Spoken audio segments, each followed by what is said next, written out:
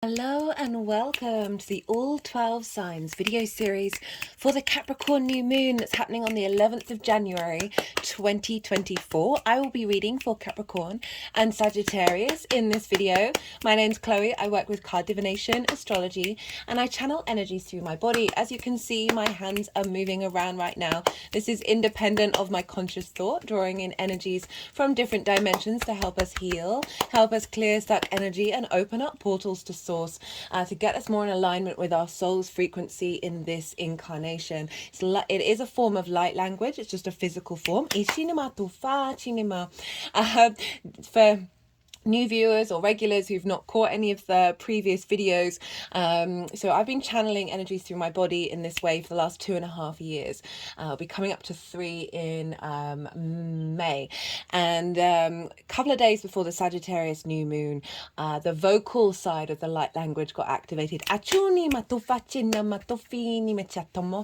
So I'm still integrating this. Occasionally I'll get words come into my mind that is translating it, but at the moment it's a work in progress. So these are all forms of light language that even if you're not consciously aware of what they mean, they are still helping clear energy and activate things in your light body to help you receive these messages, receive the information, and get you more in alignment with your soul's frequency. So that's what's going on. For those of you who know your time of birth, you know your natal chart, I really recommend checking out the sign that falls in the first house. For each of the signs, I will be reading them as if they're in the first house, so the astrology will be linking closest into that. However, this does not invalidate you looking at any other part of your chart, perhaps your sun or your moon, because we're dealing with a lunation here. Just look to wherever that sign is in your natal chart, look to the house that it's in, the themes of that house, and apply those themes to the messages that come through. So it'll give you a more holistic understanding of what's showing up for you in that area of your chart.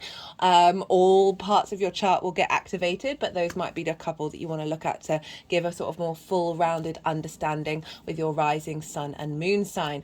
Right, I'm going to keep this introduction short and sweet, and I'm going to crack on with Capricorn.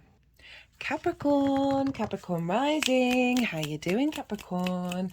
For those of you who know your time of birth, that's not what I was going to say, sorry.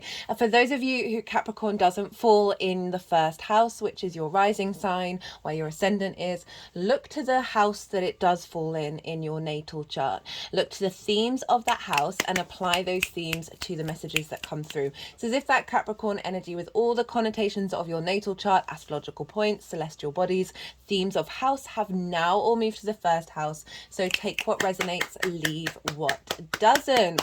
Well, Capricorn, this is quite a new moon. I've done a collective reading. This is where I break down the astrology in way more detail because that underpins the messages that come through in these readings. I did a collective tarot reading. Lots of messages came through, lots of channeled messages. It was a really beautiful reading. We had some links into the Capricorn full moon that we had during Cancer season. 2 of the main cards for that, this one in particular, showed up for that for this reading as well, so that kind of blew my mind. You can see here all the oracle cards. I will be doing an oracle card reading after I finish this series, so you might want to come back and look at that. The messages are always very beautiful with that one, and those videos are ones where I let I give more space for the vocal light language to come through. For those of you who didn't catch the introduction, in a nutshell, the physical movements that I do, I've been channeling for nearly 3 years. It'll be 3 years in May, and just before the Sagittarius new moon, so the last new moon that we had, the vocal side of the light language got activated. So that's going to be coming through during these readings. I'm still integrating it, so I'm not getting like full translation in my mind about what's being communicated, but that doesn't mean that we're not getting the downloads and the activation codes and the clearing in for all of that.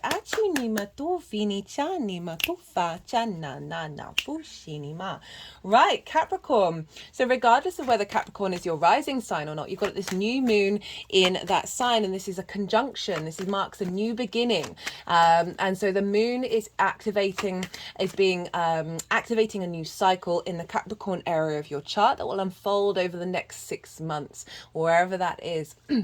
So this is a big new start, fresh new start, based off everything that we've already been learning and growing with. Oh, hello, Ace of Pentacles. Love that showing up for the first house in Capricorn. This is, yeah, as I said, activating another level, another layer on the Capricorn area of your lives moving forward over the next 6 months. So that's the sort of general energy wherever Capricorn falls in your chart. Now let's talk about the cards. I'm pulling cards for 3 different piles.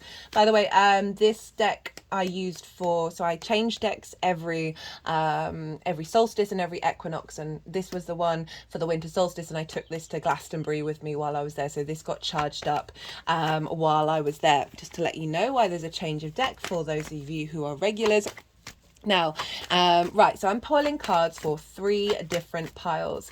The first pile is the lead up to this new moon. And so this sort of often summarizes what you've been going through since that full moon in Capricorn during Cancer season.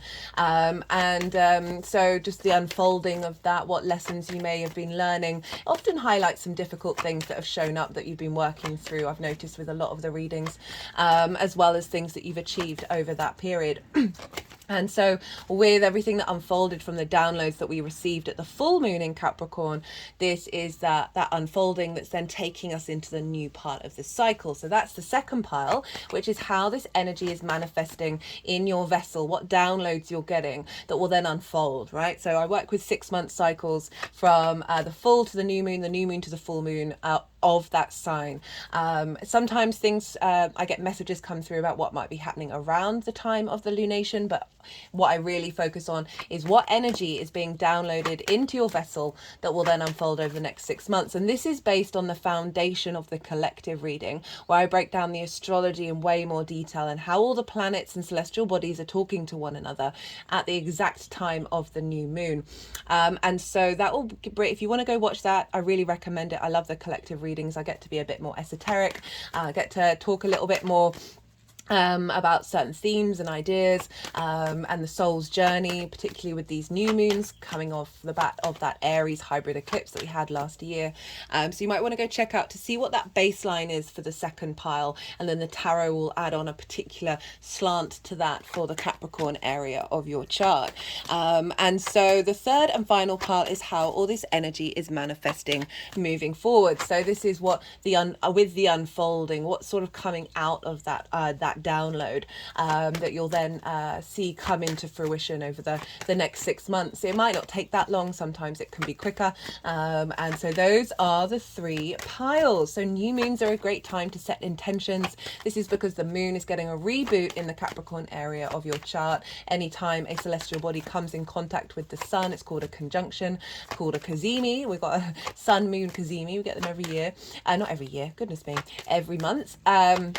That this is where you get the divine light of the conscious mind, right, of the sun, of that those light codes pouring into the moon, and the moon is at her darkest, so she is most receptive. So all of this clarity and vision and insight and will and purpose gets fed into your unconscious mind, your intuition, your emotional body, how your needs are being met or not being met, and how to nourish yourself. And so that clarity of the sun is pouring into the moon, that then through your instinctive, emotional, intuitive responses, you're then facilitating that download, and making sure that's in alignment with your needs being met over the next 6 months, or working to establish that. So often we can forget about those things, but I find that these lunations, whether you're conscious of it or not, do activate codes that will then unfold. So you may not be conscious of it, even if you're not setting new intentions, that this download still happens, right? Obviously, personal intentions can really help facilitate what's going on for you over the next 6 months. What else did I want to say about that? I think that's pretty much everything in terms of the new moon. So let's talk about Capricorn. Oh no, rewind. So we didn't have a new moon in Capricorn last year, and instead this year we have 2 new moons in Capricorn and 2 full moons. It's a very Capricornic year for us in terms of the lunations, and so this is like the activation. It's not only that. This was the other card that showed up in the Capricorn full moon reading and in this one. And so what was I saying? Oh yeah, so we've got a lot of Capricorn energy happening this year. This is the first moon of the Gregorian calendar, and so this is a very powerful moon. And not only that, but it's the final lunation in the sign of Capricorn, with Pluto being there for the next 200 years. So we're really activating a new frequency coming in with this one. And as I said, I break down the astrology for it all in the collective reading, which are getting shorter, so they're not taking up too much time, because I do appreciate at one point they were getting up to about 2 hours per collective reading. And obviously I want to try and make this information as accessible as possible. So you've got this very, very powerful moon kickstarting the one of 4 moons that we're having in the sign of Capricorn. Right, so Capricorn rising, where is this happening for you? This is in your first house. This is the house of self. This is where your navigator is, which is your ascendant. This is how your sun or your moon are embodied through your actions and your deeds. So it depends if you've got a day or a night chart of which luminary is ruling you. And so this is why it's the navigator, because like whatever luminary is ruling you is like the captain, and the ascendant, which falls in your rising sign, is the navigator, takes that information and then moves this ship, this vessel, through the cosmic waters. And obviously it has its own flair, and you have this in the sign of Capricorn. And this is your body, your vitality, your appearance. This is a sense of self, and this is often how other people see you, because they see the actions, the embodiment of your behind the scenes luminary in your actions and your deeds. So they often may associate this sign with you more than, say, your sun or your moon sign. It all depends on your chart, but this can often be the case. So this is the house of self. This is one of the most important houses. Certainly if we work with Hellenistic principles, so that's the Greco-Roman period from over 2,000 years ago. Also the Vedic tradition over in India very, very much favors the ascendant as well as the moon, and doesn't really care. Well, it's not that they don't care about the sun, but it's not as strong a priority. So this is a very powerful house, and you've got this very powerful new moon happening here in your sign. So this is intentions, and this is why I'm suggesting the collective reading, especially for Capricorn risings or sun or moon, like big hitters in your chart, because the overall message was so it's a collective earth sign, and it's ruled by Saturn. It's the cycles of time, of really, and Pluto, because the connection is Pluto can be both very intense and fear making and all of those things, but it also is linked into the riches under the earth, right? That which is being composted. And so unearthing skills, unearthing talents. And what came through in the collective reading was this real connection to Mother Earth and the cycles of time. I talked a lot about my interpretation of Capricorn goes beyond hierarchical structures or the banking system or like the 1%, which is still a valid interpretation of Capricorn, but beyond that is the human being with earth before civilization, right? We saw a lot of rise in breath work, meditation, yoga, the mycelium network, how the fact that trees talk to each other. All of these things, the vagus nerve, regulating our nervous system, making sure we're not in flight and fight all the time. These are all things that are linked into the physical body and how we operate as a collective, and how as an individual we can tap into these things that then facilitate the collective. As I said, this is a collective earth sign. And so it's cardinal in nature. You want to instigate things. So this is an amazingly powerful moon that's instigating a new sense of self, a reconnection with your true self based on your ancestral lineage. Any past life energy connected to the earth, helping bring in that frequency, the wisdom of that. Saturn can often be linked into like the grandfather and the grandmother. This is a yin sign, so very much the grandmother feminine energy, not gender specific. This sense of cultivating, of nurturing, of observing and bringing nuance and depth to something before necessarily taking immediate action. So there's an element of strategy here with Capricorn, and there's an element of duty and responsibility, of integrity, of commitment, and of legacy, right? So these are all very Saturnian Capricorn energies showing up. And so this new moon is helping activate a new reconnection with the longer term cycles of the human species. I mentioned Graham Hancock in the collective reading. If you've not checked him out, I really recommend his books. There's also a Netflix series that can help just open the eyes to the fact that we don't necessarily know everything, oh hello, about who we are and where we come from. And those of you obviously tuning in, right, regulars, right, obviously I'm dealing with a lot of galactic energy, a lot of strange energy that to a lot of people they may be like, what is this? This is crazy. This is going against your idea of reality. So it's really allowing to bring in the magic of Saturn, which is in Pisces, that magic, that the fluky energy of Pisces in, and our ability to have structure around that magic into the 3D realm that serves us in the long term. So bringing a lot of wisdom and strength into yourself, and activating a new level of other people being able to see that.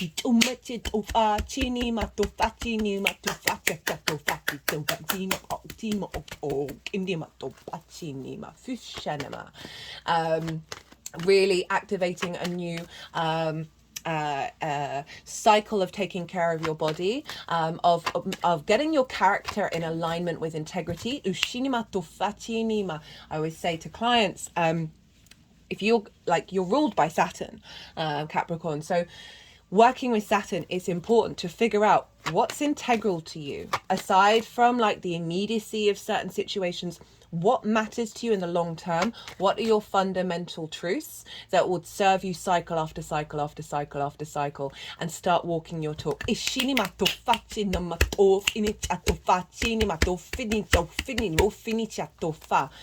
so the more that you do that, the more the lightness of Saturn comes in, because Saturn is also about legacy and like your ability to do the hard work without feeling like it's a burden, and therefore enjoy the pleasures of the 3D world. So often Capricorn and Aquarius can take until the mid-30s to get really activated. So for those of you Capricorn rising, you might, or wherever you are on your journey, that acknowledging that element of things can take time, but once they mature, it's like a good cheese, a fine wine, whatever it is that needs a little bit of time to then really be like, oh my goodness, this is bringing me so much joy.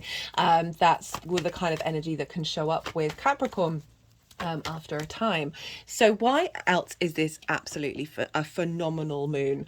Well, as I said, Pluto's involved. Pluto's in conjunction with the sun and the moon. This is the last lunation with Pluto for 200 years. So that's 7 generations. For those of you into sort of esoteric stuff, you know the 7 generation thing is a thing, right? People often link that into clearing generational curses. So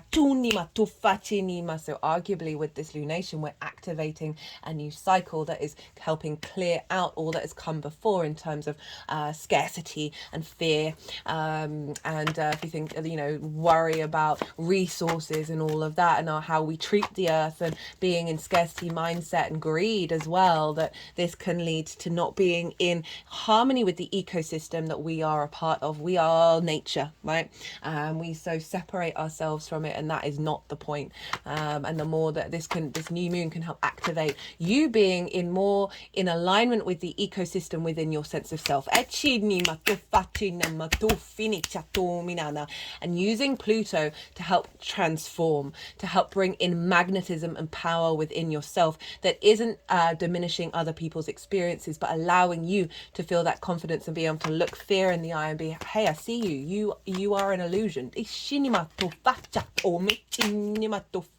What riches do you hold underneath that illusion?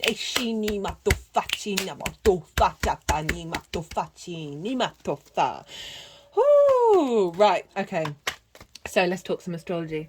Why? Oh yeah, let me very briefly, I'm going to touch on some of the astrology, not all of it. The reason why this moon is really, really, really, really powerful is it square the nodes exactly by the same degree. They're all at 20 degrees of their receptive signs. That's not the word. anyway. And so we are, and with the Capricorn energy, this is like the activation of where we're headed side. The Cancer side, which we just had, that Cancer full moon, was a releasing and a letting go and a refinement. And now the Capricorn, so these moons are going to get activated while the nodes are in Aries and Libra, because they're squaring them. Squares are an aspect of Mars. They can bring about conflict, drama, and frustration and winning at all costs. The other flip side of that, if those things do show up, this is about bearing witness to what it is that you want to be in conflict over. How can you come to the table with peace and authority, like the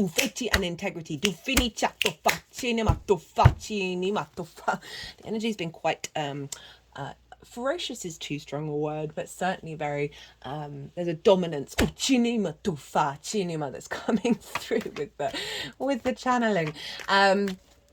And so the other side of Mars is friction. And without friction, we wouldn't have atoms rub up against one another and create time and space. So it's a high manifestation energy. So we've got this new moon, this peak of the first of the four, the last of the one with Pluto, squaring the nodes, activating and bringing things into manifestation that are linked in with that nodal cycle of Aries and Libra. I've done an all 12 signs series for that energy in general over the 18 months for each sign. It's in its own playlist. It's really easily accessible. If you want to go check that out, because I think that might help add an extra layer of understanding of what's going on with this Capricorn new moon. In a nutshell, Aries is calling us to really be able to be independent and explore from our own sake, and not necessarily take what everybody else is telling us as read. It doesn't mean ignoring it. This is the Libra side of it, of not people pleasing, but still bringing justice and diplomacy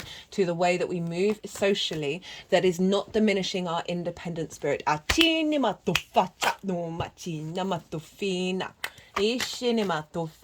so this new moon is squaring that, and so it's activating and bringing in that frequency of what the nodes want us to achieve, and bringing that into your sense of self, right, into your embodiment of self.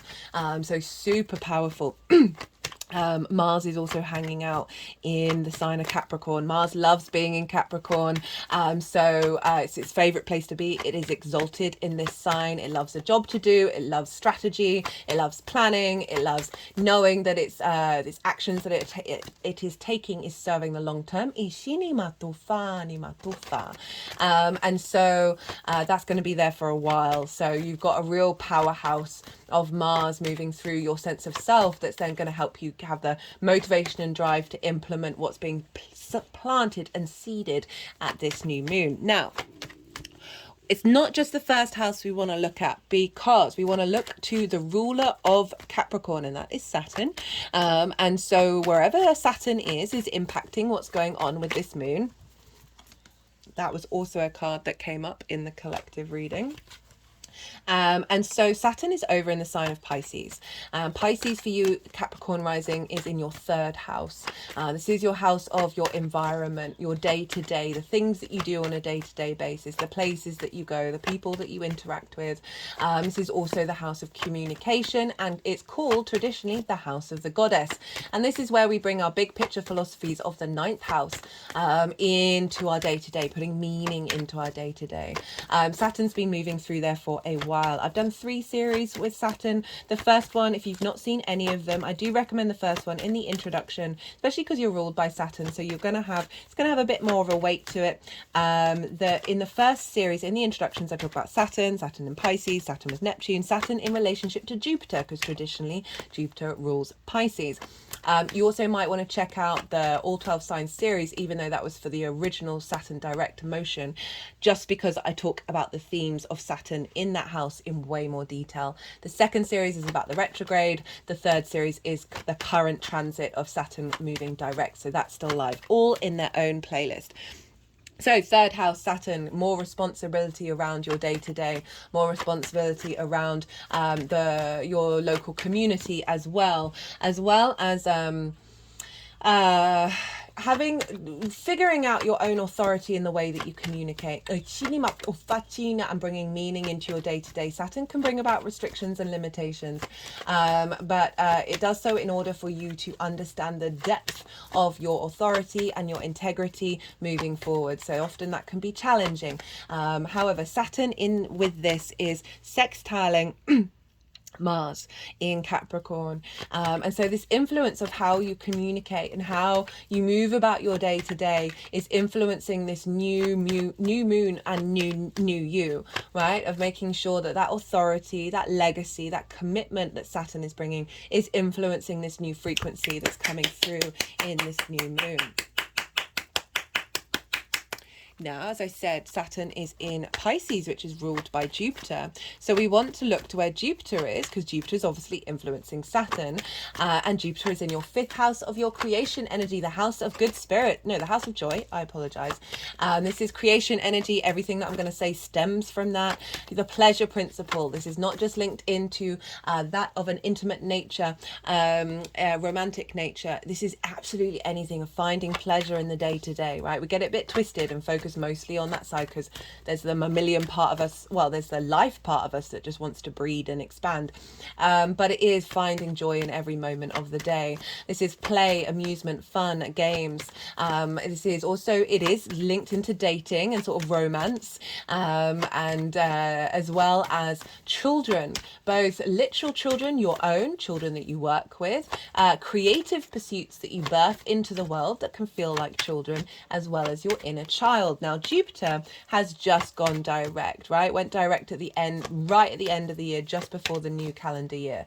And so you might have noticed a shift of energy happen with that. Now, Jupiter's no longer going inward and questioning things. Jupiter's now rocking up with all of its expansion, this sense of elevation and wisdom in this area of your life. You may find yourself a little bit abundant in this area. You may be always might be mindful of wherever Jupiter is, because we can go to excess there. However, this wisdom, this cohesion, this deep knowing and faith of your creation energy and your ability to tap into that and know the depth of that, and a bringing together of all of those aspects, and it can help clear out. Jupiter moving through the 5th can help clear out trauma around your inner child, around the romance side of things. I think a lot of us have that, or have experienced it and moved past it, or your ability to tap in to your creation energy, or your ability to connect with your children, whatever it is that's showing up.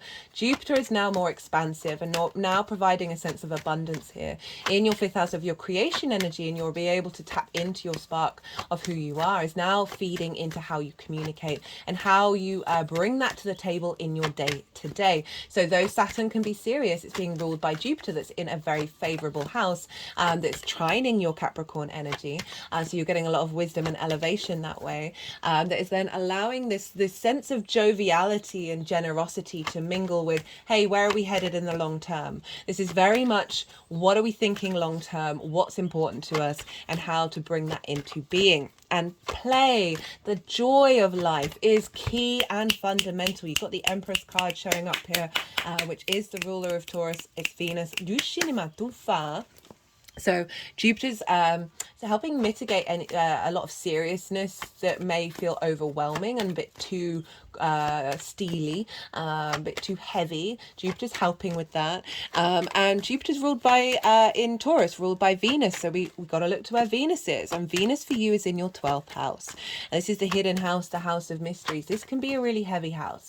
Having transits in the 12th can have you feeling like you want to curl up into a ball, you want to hide from the world, you may just feel really disconnected, you may want to cry a lot, there may be a lot of just spending a little bit more time in isolation. It just can be a heaviness, the 12th house. It's a difficult house, and so this is where sort of like depression, anxiety and grief can be held, that sense of isolation, both deliberate through meditation or whatever it is you may, because you're spending time figuring out who you are, the constructs of who you are, and a lot of those constructs are trauma responses and limiting beliefs. So whenever we've got 12th house transits, it can bring up these things in order for you to look at them It's also the house of magic. It's the unseen, the occult. It's a very magical house. So underneath all of those constructs that have layered on top of each other, is your soul, is your magic of your soul. And so connecting to that with Venus. Venus is coming through. She's bringing a sense of expansiveness. Sagittarius is also ruled by Jupiter. It is the desire to roam, to explore, to find the truth as much as you can possibly understand it, to embody that. Venus moving through the 12th can just be, and a lot of other planets have just moved through the 12th, so she's clearing up a lot of things. She's bringing harmony, she's bringing flow, she's bringing creativity. A sense of diplomacy and grace into your 12th house. And this is, so their energies are bouncing back between Venus and Jupiter, even though this is a Saturn ruled moon, because Venus and Jupiter they're in each other's signs, so it's called mutual reception. So they're bouncing back across one another, and this is really bringing in an elevation, especially with Venus in the 12th, of you connecting to your soul's magic, that fire. We've got the flame card that showed up in the oracle reading, so if you might want to check that out, this will it'll come out after this series, of this activation of the flame within you, that then Jupiter is then helping you feel it in your body, the joy in your body. There's then in your creation energy. I say the body because it's Taurus, the physical senses, and having deep wisdom that's coming through from your 12th house, helping burn up some blockages. That's more in alignment with where you're headed in the long term, not only in this incarnation, but the next and the next and the next and the next.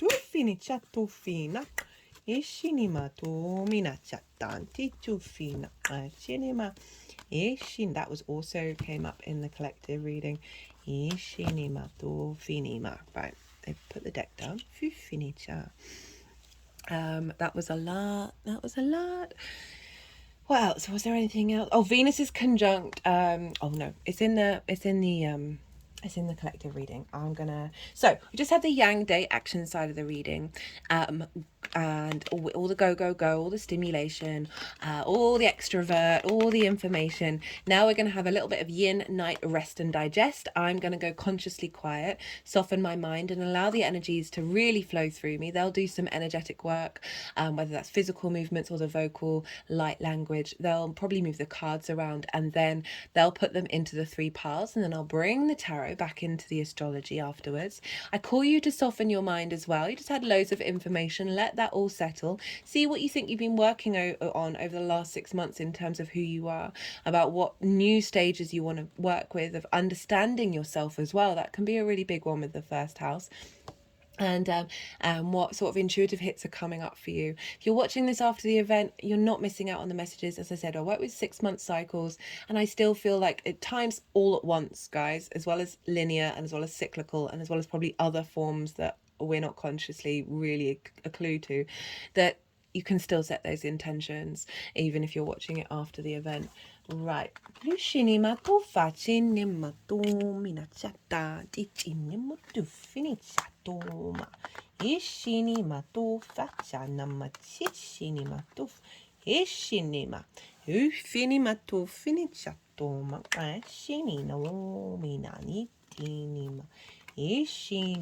tufani eni tufacina achinima uchinimu tufanaciana achinima tufini chatinima tufini achinima tufanina chinama hishinima Hufanatinima tuma achinima echinu fachinimi tum echini ofanicha to finicha to fa ishinima to facina chinama to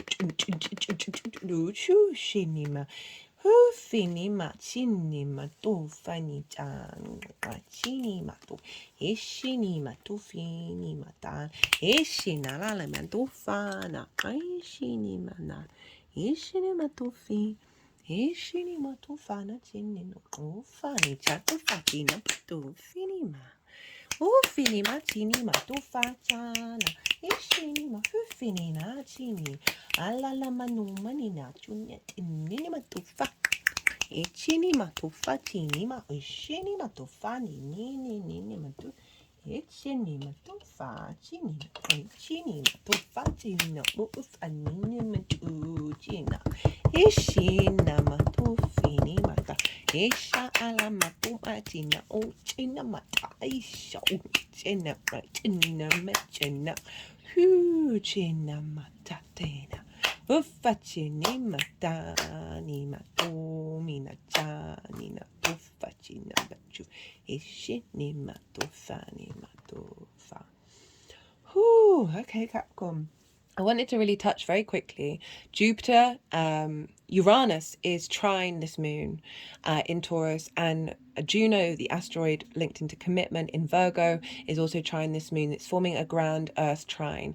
So with the Earth energy in your chart, it's going to get a big activation of finding deep wisdom that's linking not only the personal connection, Taurus, the social connection, Virgo, but the collective connection of Capricorn. So it's allowing your personal needs, your interaction with society, and the collective at large to be really held and find a vessel and the sense of grounding that you're then creating from it.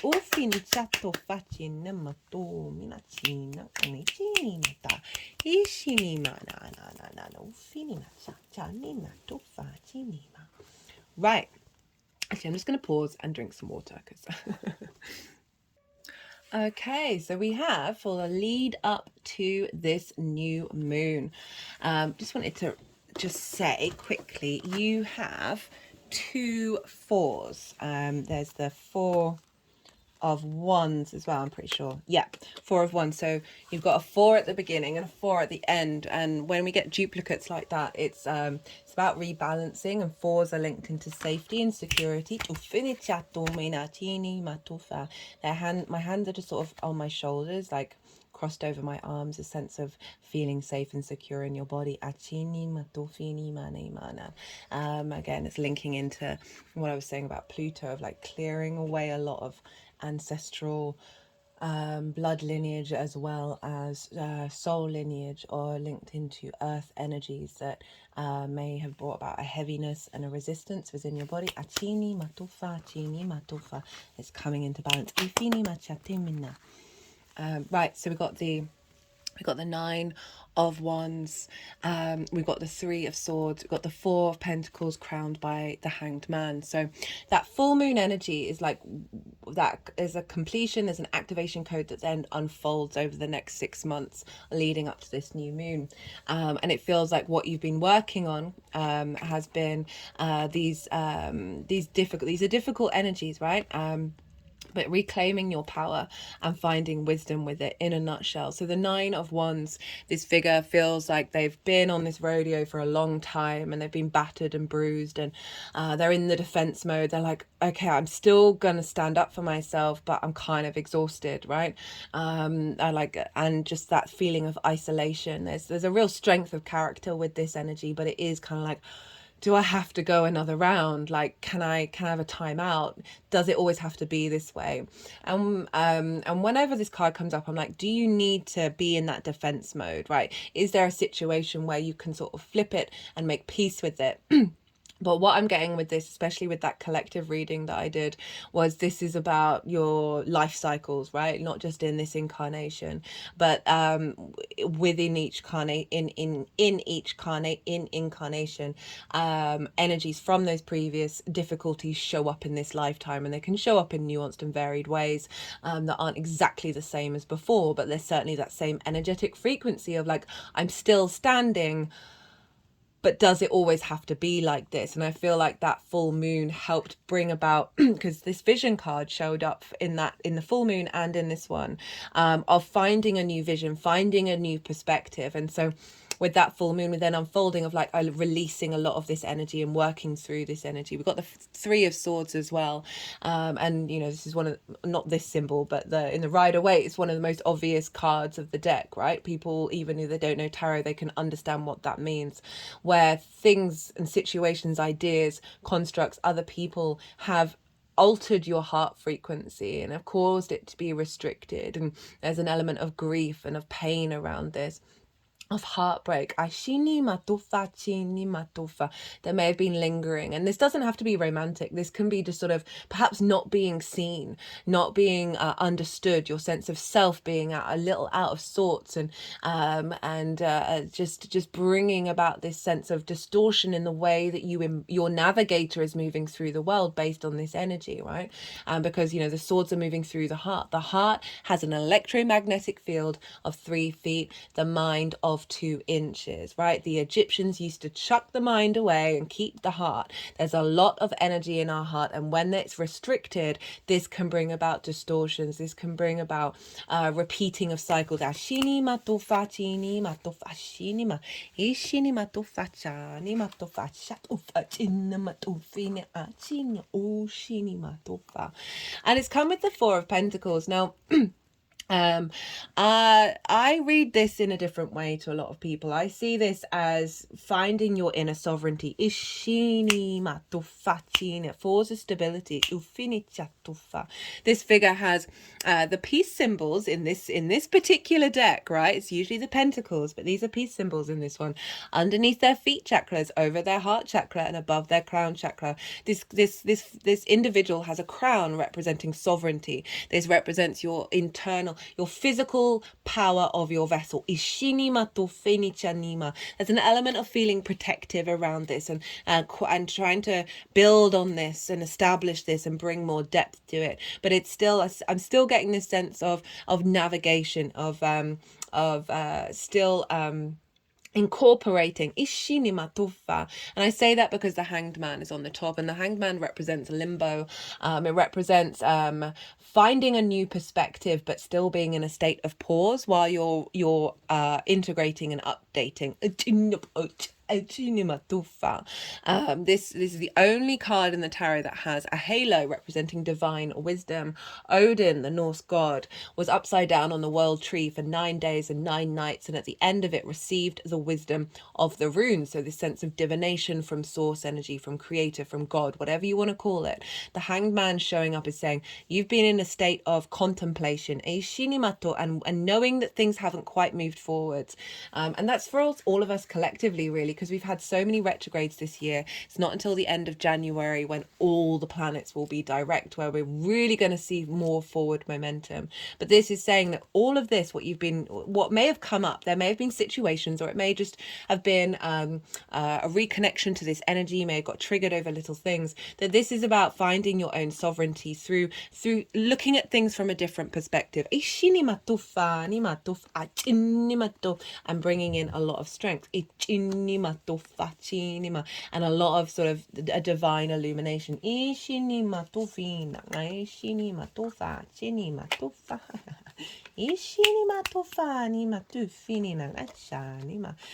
sometimes it's they're getting I've noticed with the vocal channeling that the cards are getting a bit more playful. They're kind of like, well, we want to be in more than one place at once, and there's lots of different things that have been going on. But the fact that they've moved it over here, and that what I was picking up on is you haven't quite got to that space yet, but you've been cultivating it. It can also represent holding on to things. So there's an element of that, of like working through letting go of these frameworks. But it's wanted to go at the end, so it's saying that this new moon is helping bring in what you've been learning from that full moon in the next part of the cycle. Now, for the energy being downloaded into your vessel at the time of this new moon, we've got the Hermit showed up in the collective reading, the Judgment card, so 2 major arcana showing up, I'm not surprised, the Ace of Pentacles, which was the first one out of the bat, and the King of Swords, which also was in the collective reading. So this energy is really powerful in terms of the first house of the wisdom of knowing thyself, right?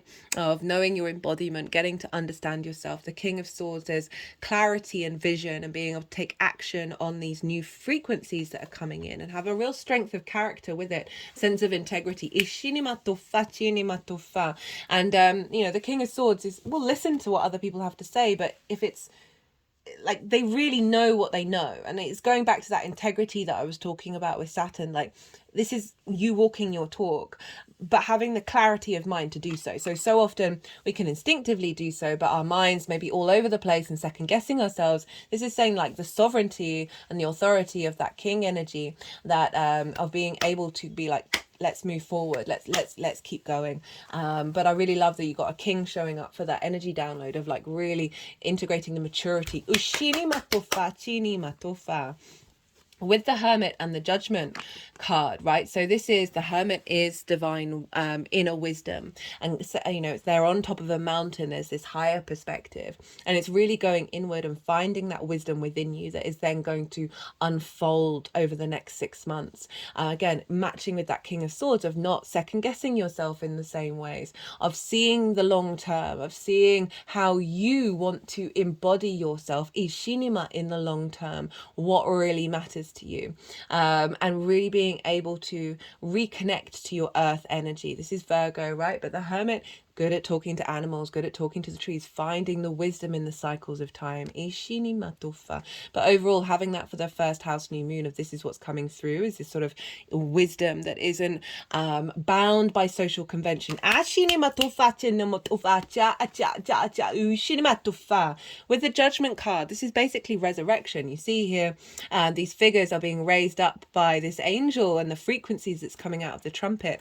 In the traditional Rider-Waite, both of these figures, these figures and the Hermit, are grey, representing wisdom. So this is ascension. This is an ascension card of this download, is activating, raising the dead, right? Talked about Pluto, of the ancestors, both in soul and blood lineage, of you know, incorporating that within yourself and being in flow with that, and therefore then elevating your body, your appearance, your character, how you embody yourself in the world, and how you are seen by others. There's a real sense of activation of a new frequency that is allowing you, again, all of those things that I said at the beginning, that sense of legacy. And it's come crowned with the Ace of Pentacles, so the new body, new earth card, right? The real sense of a refresher, an invitation from the universe of saying we are bringing in this new frequency based on maturity, depth and wisdom, and a sense of ascension. And here we are with how this energy is manifesting moving forward. We got that Four of Pentacles that wanted to be at the beginning as well. We got the Four of Wands, so the two fours coming together, creating an 8. This is an 8 year, guys. So this is all about everything that we've been cultivating over the 7, which was the last year. This is all going to start getting activated now in this year of the 8, the infinity symbol, this sense of abundance and overflow. Speaking of abundance, here is the Empress. This is Venus. She's over in Sagittarius at the moment, at the time of this new moon. So the Four of Pentacles, so what I was saying about like this sense of sovereignty in your physical vessel, right? The Ascendant is so perfect for that. This, you know, the unfolding is really, I had like, it was like a limbo phase with this one. Even without the Hanged Man, the energy now is coming off of this is like, know thyself. Know the power that you have. This isn't about holding on to everything and being miserly. This is about knowing your sovereignty, knowing the strengths that you have in this 3D world in order to move forward, and not necessarily be bound by feeling exhausted, right? And the heartbreak of these two cards of like a regeneration.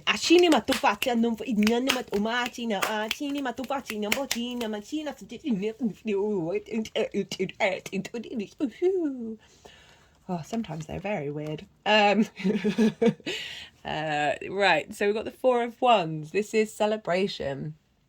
This is I always link this into Saturn, because it's, for me, I link it into the harvest, right? So this is about putting in the hard work.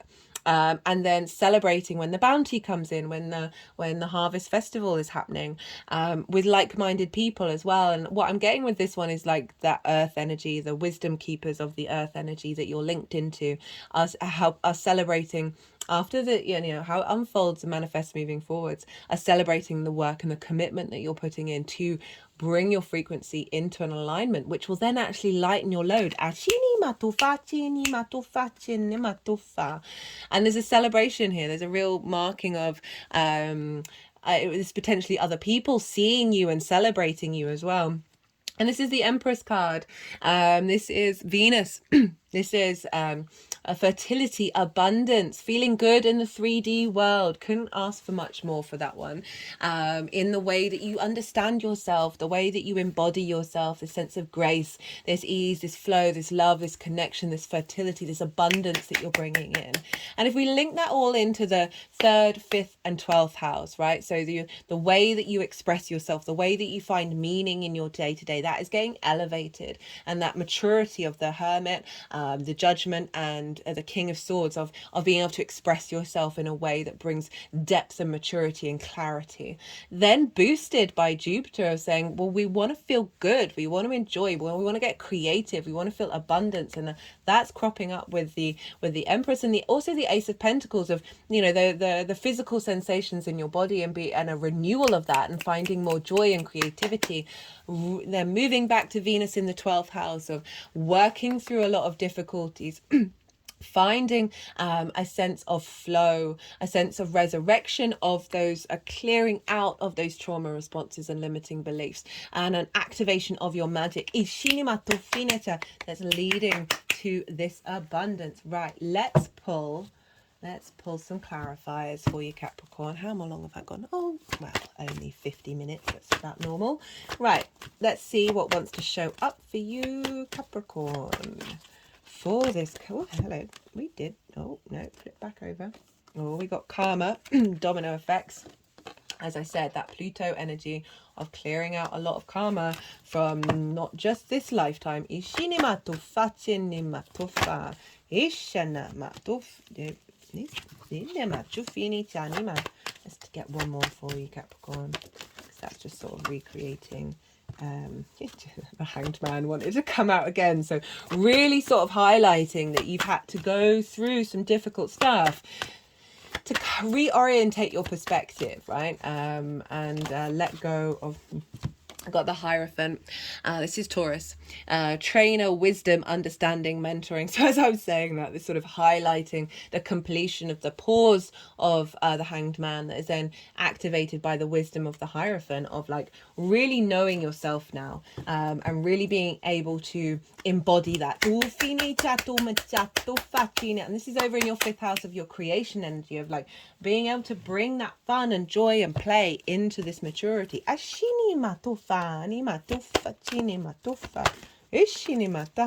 Nature, getting back to your true nature. We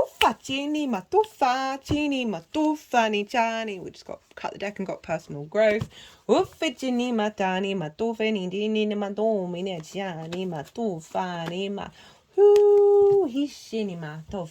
Final card for you is love.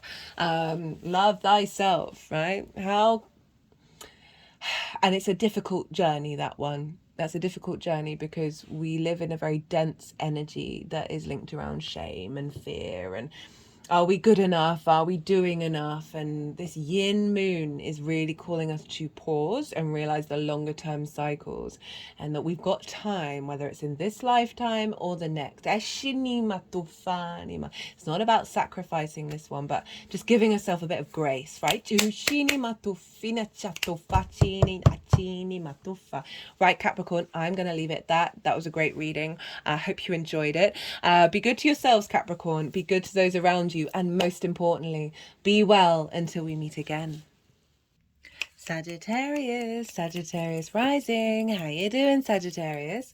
For those of you who Sagittarius doesn't fall in your 1st house, which is your rising sign, look to the house that it does fall in. Look to the themes of that house and apply those themes to the messages that come through. I will be reading as if Sagittarius is in the 1st house, but you know, if it's in any other part, just take the themes and it's as if it's all moved to the 1st house. So take what resonates, leave what doesn't. Right, so we are dealing with the Capricorn new moon here.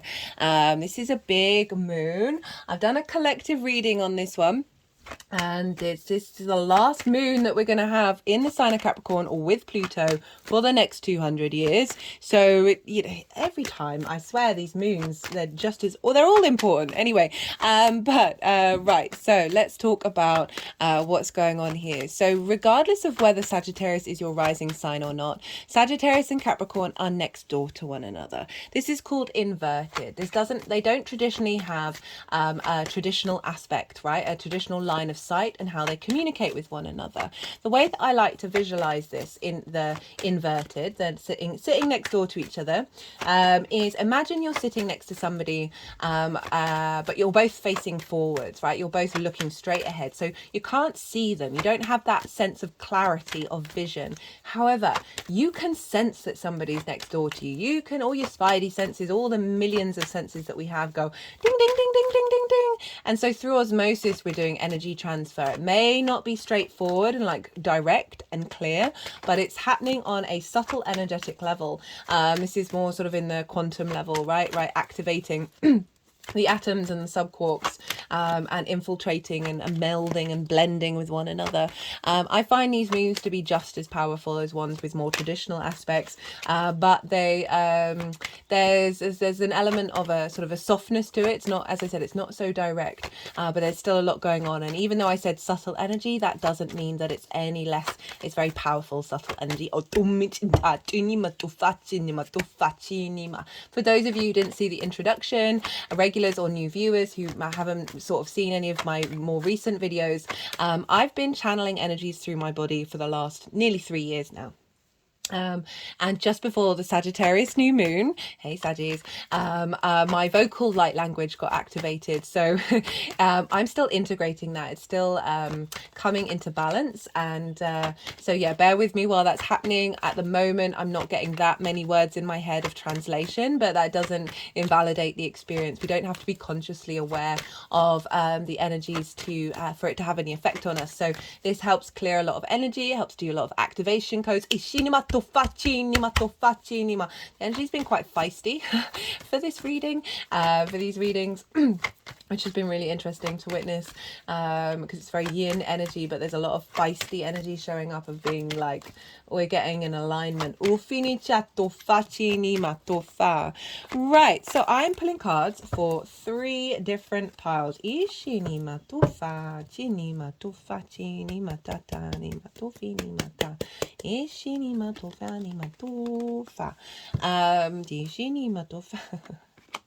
So weird, both of those cards, they're cutting the deck. Goodness me.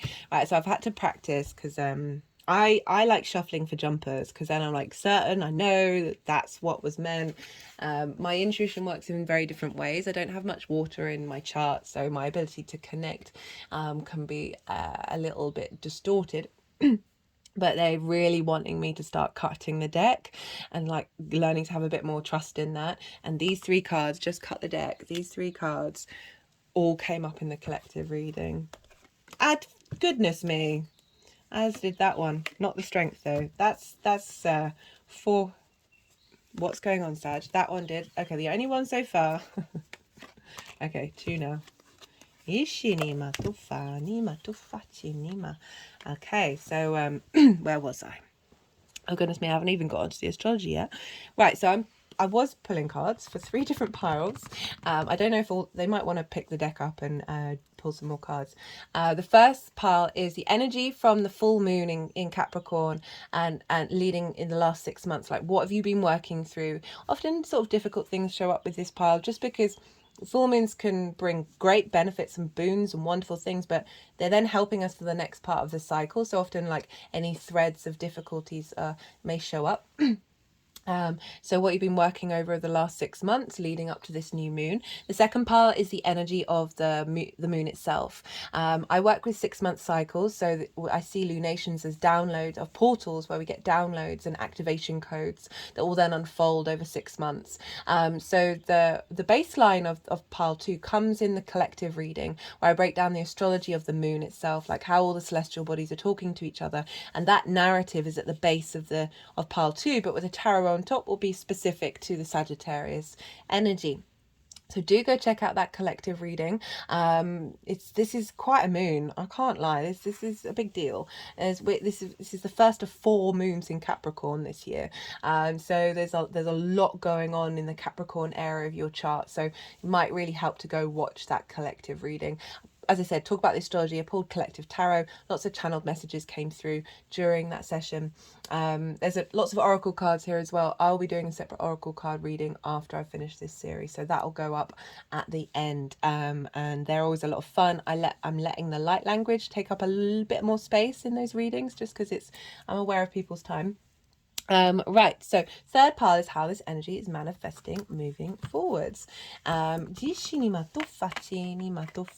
So Sagittarius rising, where is this happening? This is happening in your second house, your house of your resources, how your tools and skills that you have in order to bring in regular income and manifest in the world. This is the things that you value, and most importantly, how do you value yourself? And so often those other things get distorted by how we value ourselves or do not value ourselves. You are a divine being incarnate in Earth school, right? So there's a lot going on. There's a lot more going on in your energetic field that you may have an idea of, but there's so much nuance and complexity, and you are a part of the universe. And we go through these journeys of remembering all of that, right? So new moon is super powerful.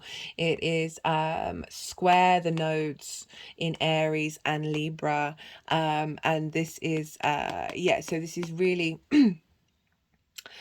really highlighting a lot of the energies of that eclipse cycle that we're going through, because the Capricorn moons and the Cancer moons are activating these eclipse cycles because they're squaring the nodes. Squares are an aspect of Mars. They can bring about conflict, drama, and frustration that may show up here, or winning at all costs, in order for you to figure out what is it that you want to stand by, what is it that you're prepared to go into conflict for. Is there ways that you can go into that without having to tap into those stereotypical versions of Mars? Mars is also very protective. It's very strengthening. It helps you embody and find the motivation and drive and action to move through the world. And that is the other side of the square, is friction. Without friction, we wouldn't get atoms rubbing up against one another in creating 3D space, right? So it's big manifestation energy. This is why this moon's so powerful. It's the last one with Pluto, and it's square the nodes. Just with that alone, wild. It's also trine Uranus, so liberation energy. And the collective reading, it was really like bringing through this essence of, we're bringing to the surface a lot of wisdom from ancestral bloodlines, soul lines linked into the earth energy, right? The cycles of earth, our reconnection with earth and the ecosystems that we have within us. Really giving you strength of your legacy and your commitment to your own integrity. So I feel like this is such a big energy that's showing up of, like, if you've got any distortions around how you value yourself, this is really being liberated, as well as a real sense of wisdom and strength coming through, from that earth energy into your skills and your tools that you have to manifest in the world. Perhaps letting go of certain things that you think you value that actually don't serve you in the long term.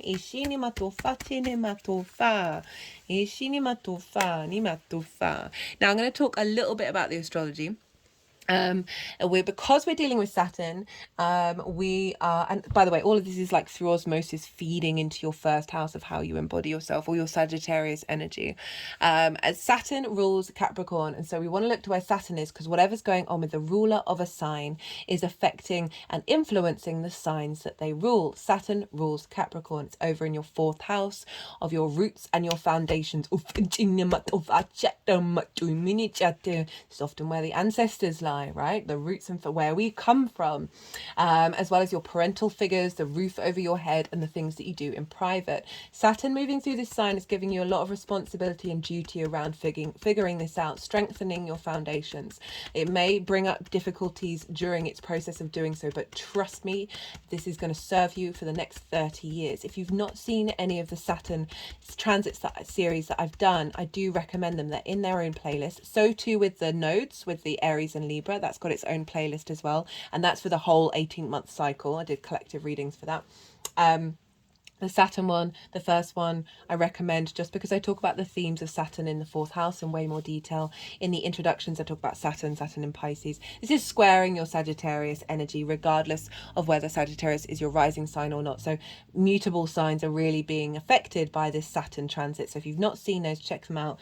Third and final series that I've done is that series is Saturn going direct. So that's still live, that's still relevant. I mean, they're all relevant really, but I appreciate the shortness of time. So your roots and your foundations, this sense of integrity and strengthening of your foundational space, is feeding into how do you value yourself, right? Making sure that your home and your private life is in alignment with your legacy.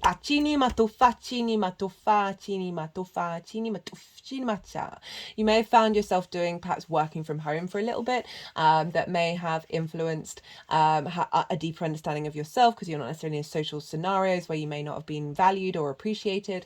And also Saturn is in Jupiter's sign. So we looked where Jupiter is, which rules your sign, Sagittarius. And Jupiter's over in your sixth house of work, health and routine. So this element of work is coming in with Jupiter, of how do you work? How do you take care of your health? How do you take care of your routines? Jupiter's now gone direct as of the end of last year. So we're seeing a real shift of energy, of like this sense of expansion and abundance and opportunities and a deep wisdom of knowing of what these things mean to you and how you're going to find ways of bringing them into more calibration of who you are. And that is influencing Saturn of your roots and your foundations. Okay, let's find abundance in those things that's then strengthening your foundations, because when you feel good about how you work and the way that you work and your health, this helps strengthen who you are in your foundational space. And then that feeds into a deeper understanding of how you value yourself, right? So we bring in the sort of ancestral lineage of finding wisdom through Jupiter of how to connect to the cycles of time, right? And be able to incorporate that into your skills and your resources. We want to look to where Venus is, because Venus rules Taurus. And so Venus is in your sign, Sagittarius. She's been there for a little while now. So she's moving through your first house. So she's finding more flow and grace and ease in the way that you understand yourself, how you embody yourself, how other people see you. And there's a feedback loop between Venus and Jupiter, even though this is a Saturn ruled sign, began with an S.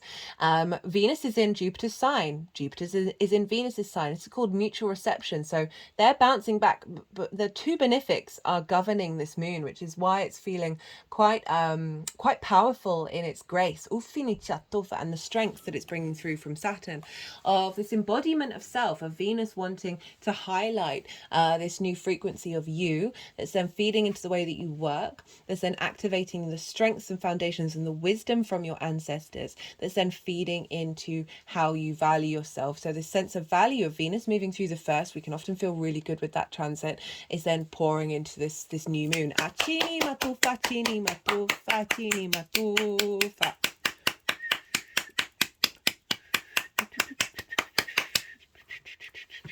God, these energies must be quite gutted that they've they're in someone who can't really whistle. Oh, hello, Jupiter. Right, so you got a couple more cards at the end of that. Right. I look to where your sun and your moon are in your natal chart, because they're getting activated. They do with every lunation. So the themes of the houses that they're in may be really relevant to what's going on with the new intentions that you're setting around this time, or what's coming up around this time. That will add on a more personal level to this general reading. This is a great time to set new intentions of bringing in a deeper sense of value, elevating your skills and your resources, finding more maturity and understanding what it is that you value. All of these things can be really, really powerful intentions to set around this new moon. Right, you've just had the yang day action side of the reading, the go, go, go, the stimulation, the extrovert, all the information. Goodness me, I'm speaking very fast in this transit. And now we're going to have a little bit of yin, night, rest and digest. We're going to let all this information settle. I'm going to go consciously quiet. I'll be doing vocal light language, but I'm shutting down the conscious very present part of myself, and allow the energies to move through me. They're going to move the cards around. They'll do some energetic work, both in the movements and the vocal light language, and then they'll put the cards into the 3 piles, and I'll come back round and I'll bring the astrology into the tarot. I call you to soften your mind as well. You just had loads of information. Let that all settle in your unconscious mind, and then see what intuitive hits come up for you while we're doing this. I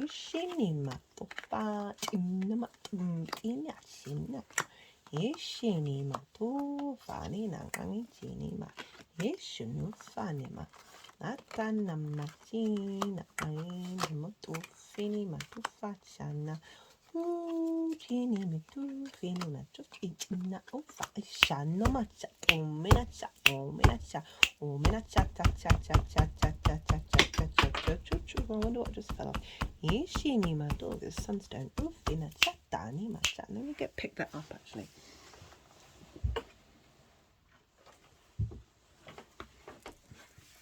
So this is, I know I said I'd be quiet, but this did fall off. It's in shot. I can't quite see. Right, it's not quite zooming in. This is a piece of, I think it's sunstone. This was my mother's actually. That still is. I've had it on permanent loan. I'm going to double check what those stones are. I'm terrible with crystal names. I'm terrible with names in general. And put it in the description box for this video, because you might want to go check that out, because that fell off. And what I'm just feeling is it's bringing light, it's bringing sun, it's bringing this warmth into your being and your understanding of self. That's what I'm getting from that. You've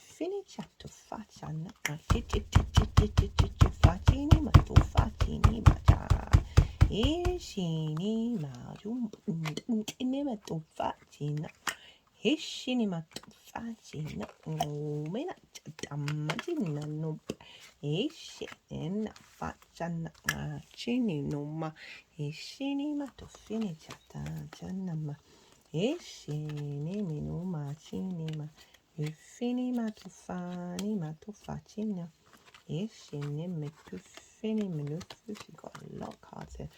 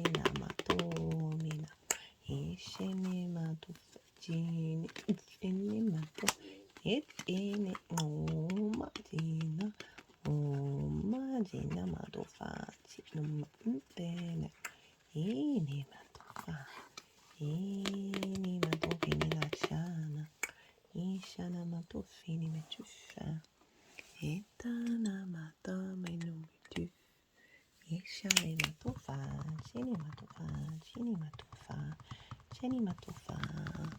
Shini matufa. Shini matufa. Well, Sagittarius, you got a fair amount of cards.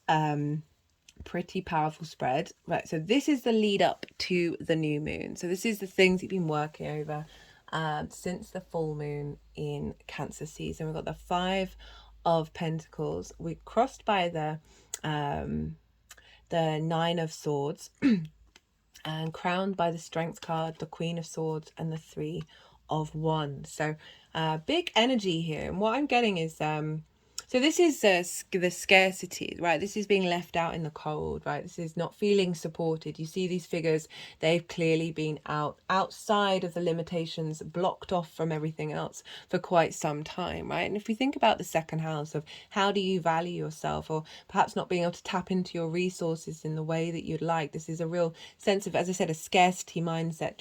And interesting, we've got the Six of Pentacles coming up in this reading. And I don't know if you noticed while they were moving the cards around, they put the Six of Pentacles on top of this, and that's when they were doing the banging, and that's when that sunstone fell off, which is sort of like bringing the light back in, bringing in that fire.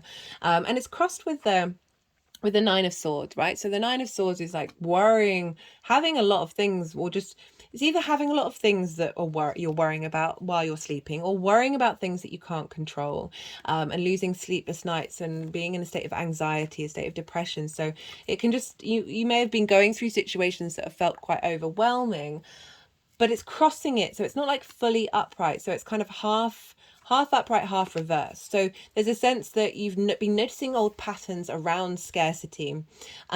You've been connecting also to old patterns around worry, while still potentially worrying a little bit, but also not worrying in the same way that you used to. Sort of having a deeper understanding of why these things may be showing up in order to clear them out. Got the Strength card over the top, and the Strength card is all about working with your instinctive mammalian animal side and your cognitive higher mind through love and kindness. There's no other way of doing it, right? And it takes time, it takes effort, it takes practice in order to incorporate these things together and find that inner strength, find that inner sense of value. And the fact that this is crowning these cards, this is kind of like a limbo card of saying you've been taking some time working through these things that you're probably quite aware of, because we've got the Queen of Swords here, and she has clarity, she can see things clearly. She's also nourishing new mental frequencies, having gone through a difficult time. So all of this is kind of saying these things may have been loud in your life, they may have certain situations may have cropped up that remind you of previous situations, as well as just genuinely working with those energies if they're just popping in your head and you're like, why is this even here? The Queen of Swords is saying, no, you spent time in contemplation through love and kindness, but also allowing yourself to nourish new mental frameworks around how you value yourself, and what these situations have then brought up within you of being like, oh, but that doesn't matter. I have a strength within myself, right? You've got the strength in the Queen of Swords. Queen of Swords, very independent energy. She's looking away from us, but her hand is open. She's open to new possibilities. Not repeating old cycles. And crowned by the Three of Wands. This figure is standing on the top of a cliff, representing the higher ground, the higher perspective.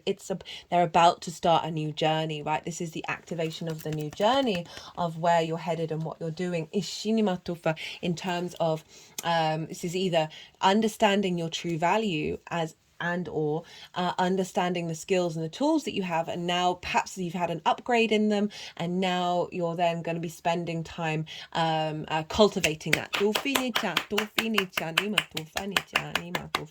There may have been not getting the money that you've wanted, not getting the income that you've wanted, and that's maybe led to worry, sleepless nights that you can do things about, this isn't the end of the world, but it's still being like, oh, why is this showing up?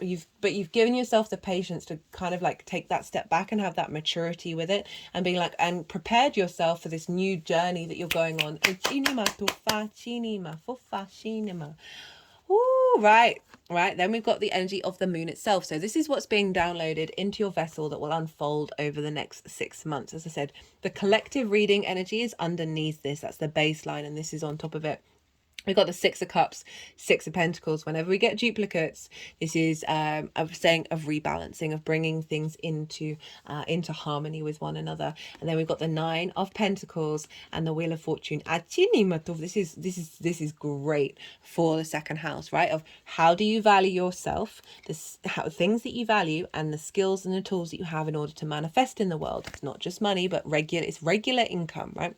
Six of Cups, Six of Pentacles. If we're linking this into the ancestors that's down in Pisces, okay, where Saturn is, this came up in the collective reading. So this is a house as well. So thinking of that foundational space.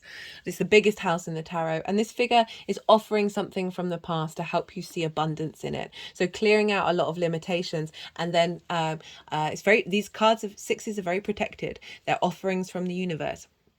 They're bringing things into balance. 369. 369. If you don't know about that, go look up Nikola Tesla, not the car, and go see what he has to say about 369. That this is emotional. What I'm getting is emotional intuition about your value in the skills, and finding more instinctive emotional connections, intuition in developing your skills and resources. That is coming via Saturn in the fourth, right, of your foundational space, as well as that that sense of commitment to your work that's coming with Jupiter. This is the Jupiter card, so Jupiter's showing up here. And the Six of Pentacles, this is rebalancing, as I said, moving away from that Five of Pentacles. Things are coming into balance. You see the scales.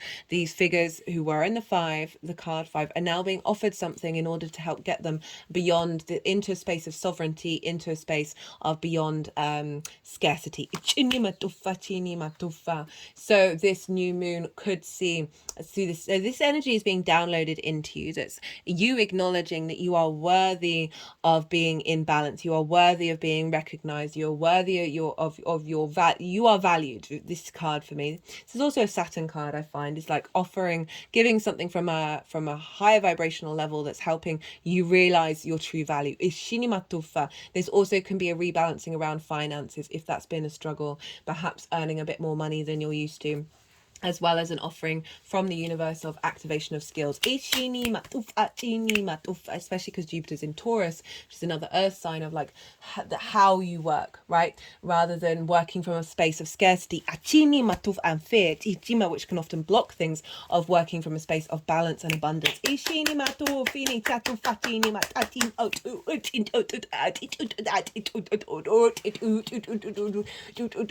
that's a really hard thing to do because we're in fear mentality and like all the prices are going up. And so how can we can consciously think, oh, okay, I'm acting from a space of abundance, but every part of us is like, no, you're not. And so the collective reading was really like clearing out a lot of energy and bringing in wisdom of like recalibrating your vessel, this earth energy, to be in alignment with the wisdom of the cycles of time. Like everything has its time, everything is in motion, and moving away from that fear. So we've got two nines as well. We've got another three. No. Then that would be two threes. Two sixes, two nines, but you do have two nines, two sixes. So we've got the Nine of Pentacles and the Jupiter card. This is independent woman, being. This is the energy of someone who is capable of making the long-term decisions in order to bring about abundance. So I love that this is being downloaded for the second house, right, of that abundant energy that I was talking about, of like really being able to think long-term, mature energy. That's definitely what came through in the collective reading, that is going to help activate your ability to cultivate abundance, whether that's in your skills and your resources, your sense of your value, like not settling for anything other than like this feeling that you have about where you want to be and what you want to do, as well as helping bring in more money to help get you to this space. We've also got the Wheel of Fortune, so this is the Jupiter card over in your sixth house of work, health and routines. But generally this is fate is changing, right? The energy is shifting upwards. There's a sense of abundance coming in that is something outside of your control, that this energy is coming in and allowing this expansiveness within you to be able to then draw in frequencies that are in alignment with this abundance. All because Venus is over in your first house, so she's bringing this all together back to you and your embodiment of self. How this energy energy is manifesting moving forward. Well, would you look at that? What a set of cards. Ace of Cups, the Fool, and then the World. Now, I saw that you got the World and the Fool, and I was like, I'm wondering, and they kept wanting to put them together, and I was like, all right. But they were moving lots of other cards around and doing lots of different things, but these two wanted to stay together, which is fascinating, right? I love the Ace of Cups. This is a renewal. This is a sense of abundance. So we've moved away, far cry from the Five of Pentacles and the scarcity, and now the cup is overflowing. The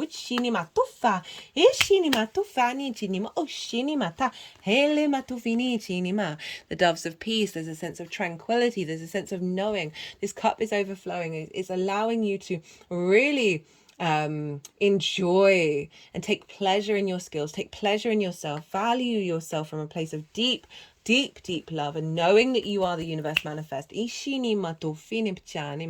And a lot of, I'm just getting a lot of resources coming in, whether they're energetic or in the 3D realm. There's just a sense of overflow as is how this manifests moving forward. And this is such an interesting combination, the Fool and the World. So this is the beginning and the end of the tarot, of the major arcana.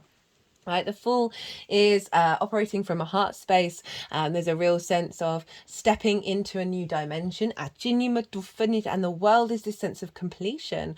But it's also know thyself and you will be free, right? Know thyself and the world will open up to you. And what I love about the Fool, I'm not necessarily getting like you're starting a new adventure. There may be for some of you, but it's more the mindset of the Fool. The Fool, look, you see the chest is really far forward. It's operating from a heart space. There are mountains in the background representing a higher perspective. The Fool moves through life seeing things, the good, the bad, and the ugly, as an experience, as a possibility, as a curiosity, as just the joy of existing.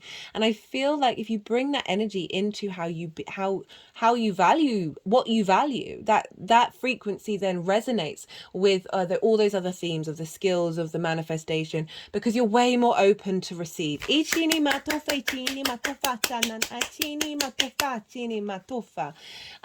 with that mindset, the world opens up to you. This sense of completion, the sense of knowing deep within yourself the skills that you have and the resources that you have and that freedom that it's bringing you.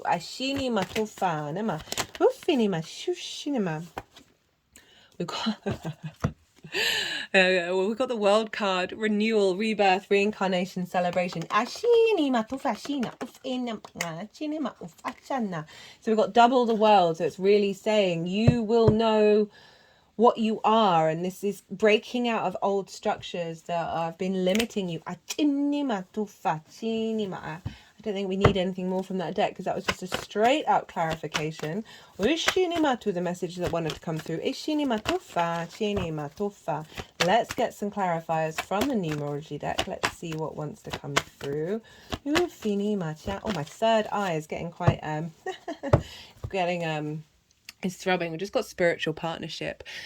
So this, for me, is your connection to we're all spiritual. Spiritual's a catch-all word for like a bigger sense of meaning and a connection to things that we may not be able to see, and being able to connect to it. That it really feels that there's a level of connection with your sense of self, your values, your skills, your resources, and connecting it in a spiritual way, which will then bring more meaning and more depth to it, which will then have just cut it again and got spirituality. So there's a real well, that's just really doubling down on the greater depth of meaning that's coming into your sense of value. As I said, spirituality is, it's connecting to spirit, it's connecting to the unseen, and being aware of that, and intermingling that in your sense of self and your sense of value, and realizing you are that. Ishima, I talked at the beginning, you are the universe manifest in individual form. Ishina, a real acknowledgement of that. Right, again, we've got quite a few we've got doubles. We got doubles here. So far, admittedly, I've only read for 2 signs, but so far the most doubles. That's quite phenomenal. Sagittarius, I hope you enjoyed this reading. Be good to yourselves, be good to those around you, and most importantly, be well until we meet again.